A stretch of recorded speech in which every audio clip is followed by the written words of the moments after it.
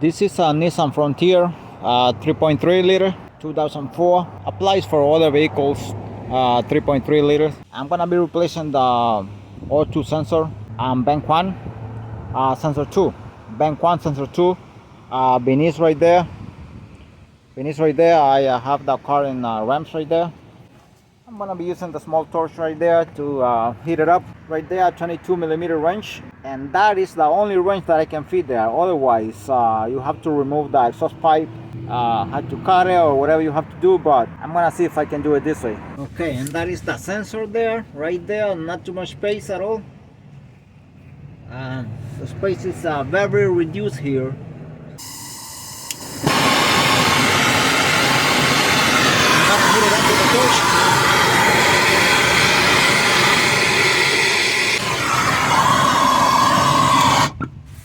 Make sure you don't put your face in the front of this thing, because when it's like that, anything can fall on the sensor that is so hot.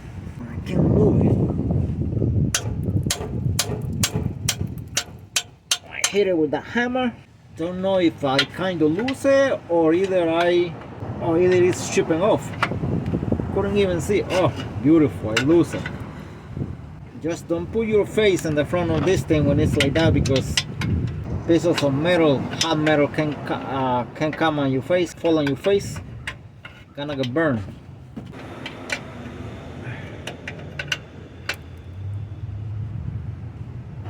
Now this is something that most of the time works when you do this back and forward to lose it. Okay, now what I'm gonna do is I'm gonna wait for this thing to cool down, see if I can turn it with my fingers, placing your two hands, one here and go like this. Maybe it's all loose. Okay, now I disconnected from the top. I did not show on camera because that's very easy. The connector is on top. Now I'm gonna see if I turn it with my two hands like this. It cooled down already. I mean, it's loose, but I'm bringing it out very slow. It's hard to support it. You cannot place your hands here very well. Can't do it with my hands anymore because it got kind of tight again. Okay, finally.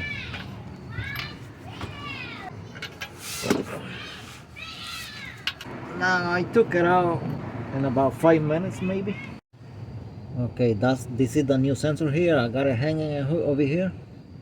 It's hanging over here. That's the new that is going in.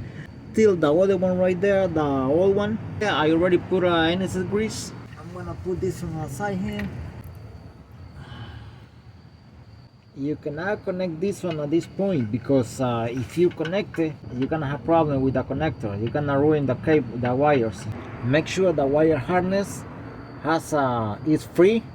It's not tangled in anything, because you're still gonna have a problem like that, because the wire harness has to rotate according to how you rotate here the sensor. Now, if you're wondering how I got the sensor here, I went from the top.